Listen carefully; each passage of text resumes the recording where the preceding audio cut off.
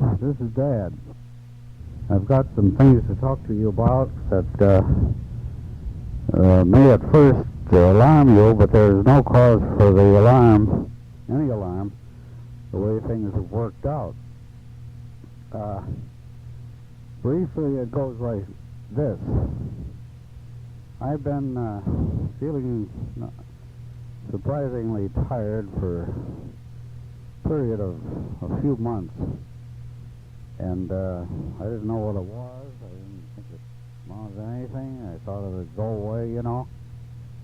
But then, about 2 months ago, quarter after 2 in the morning, I got up half asleep.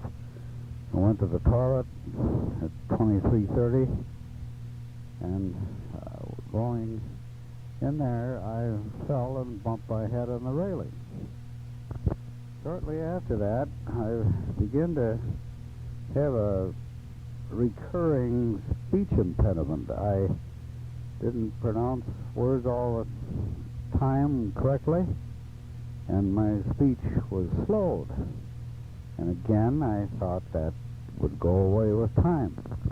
It didn't, however, and Mary heard about it, and as a practical nurse, she knew something about these things, and she thought that maybe I had a blood clot that was affecting my speech. As you know, we have made plans to visit Joe and Marty and their families in California. We planned this for some time, and Mary thought we should postpone the trip till next spring, or see a doctor before we went. Well, I personally didn't want to postpone the trip, and I didn't think Mother did entirely either, because we planned it for some time, and the kids were expecting us. So we went out there on the airplane on the 6th of November and returned on the 16th of November. While we were there, we lived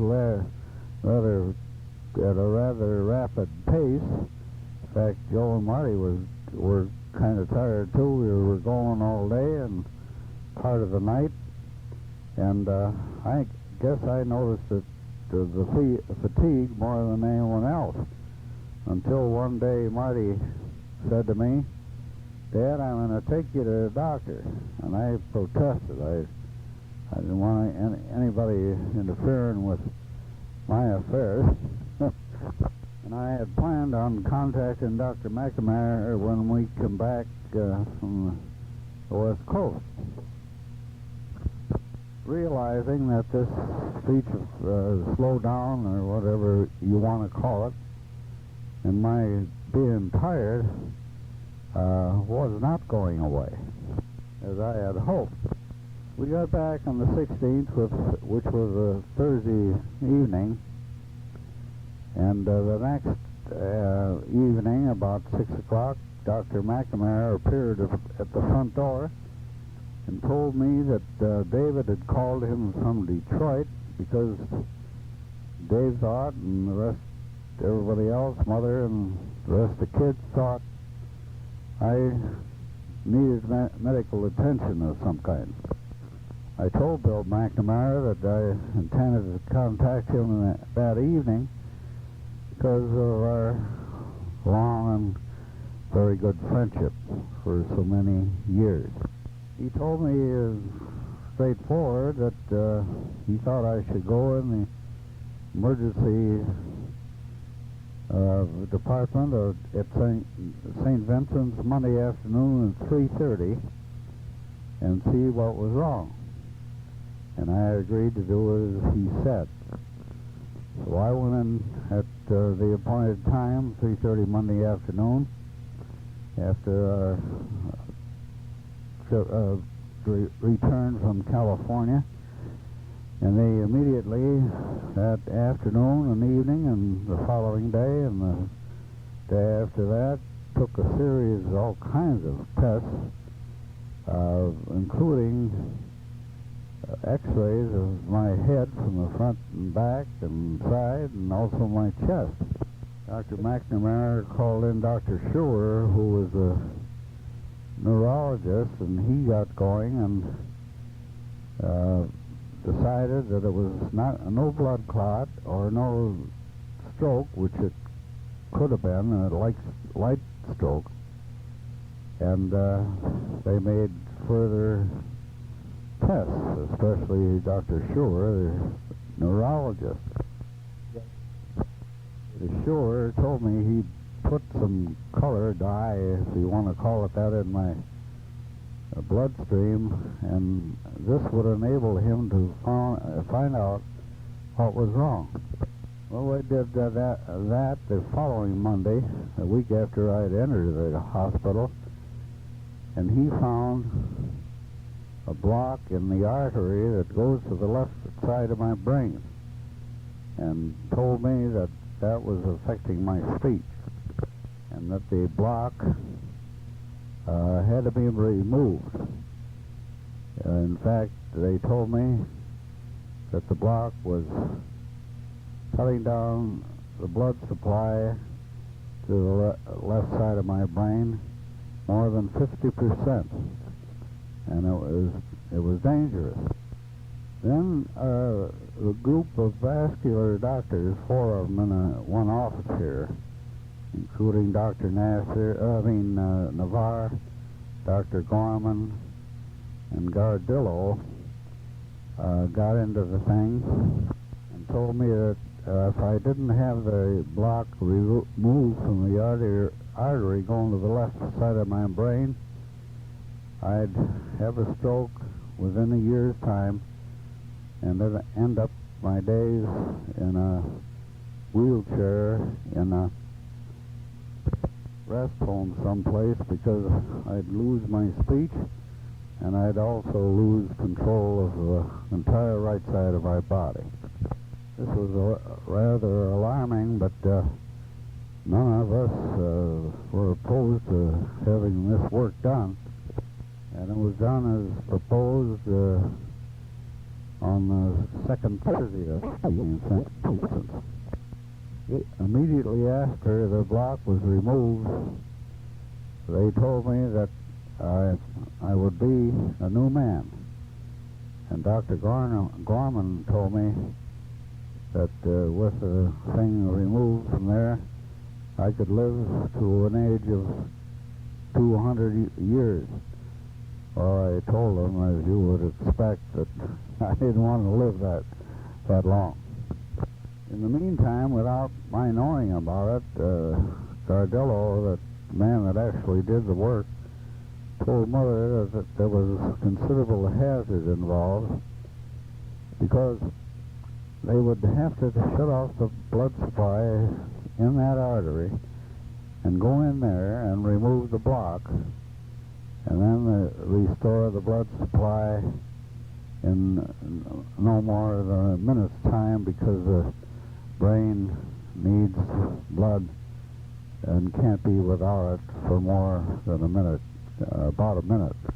He also told Mother that when the blood supply is restored, the hazard became quite prevalent.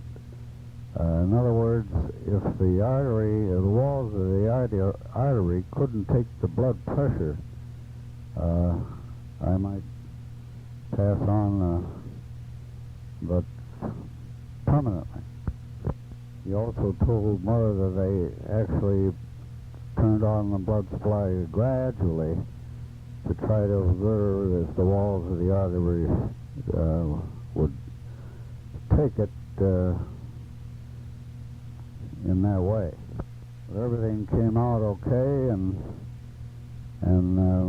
my risk was soon known to be over with, at least after a few hours.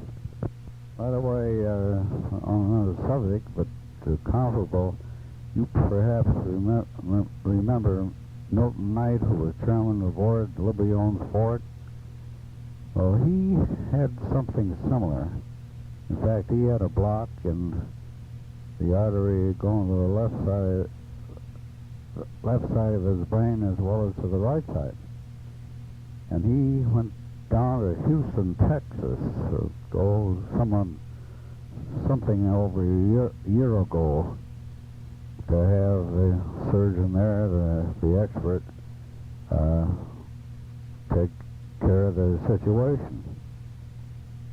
They performed the operation and even open a bottle of champagne because they thought, the surgeons, that the operation was successful. And Milton Knight, who's a millionaire, as you well know, was sent to the recovery room.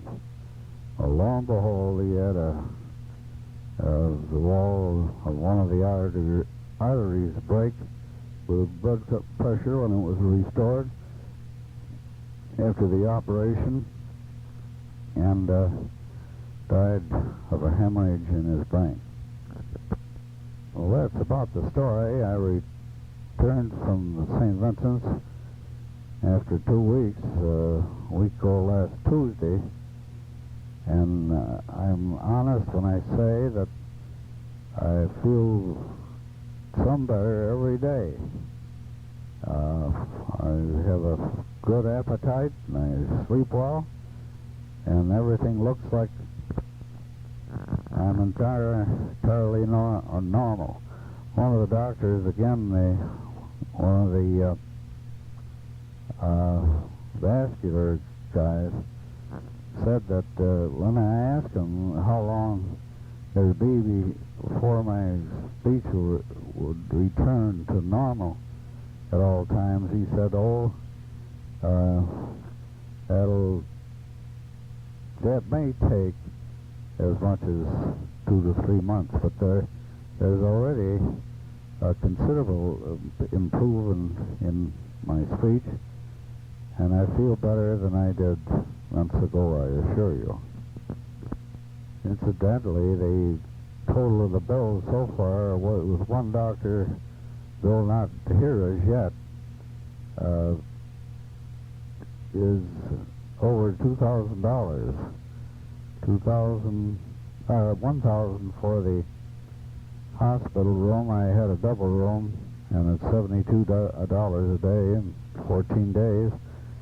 And the Dr. Gardello that did the actual surgery, his bill is $625, and Dr. Schuler's is $170.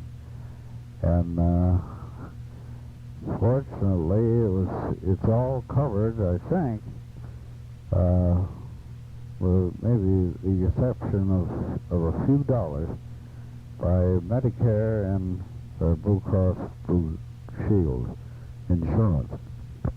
As it has worked out, it's fortunate that I had these symptoms, because who knows what's going on under such circumstances. I think that's perhaps what happened to Uncle Ted. He had a stroke which paralyzed his left side, and he had apparently no forewarning, such as I did,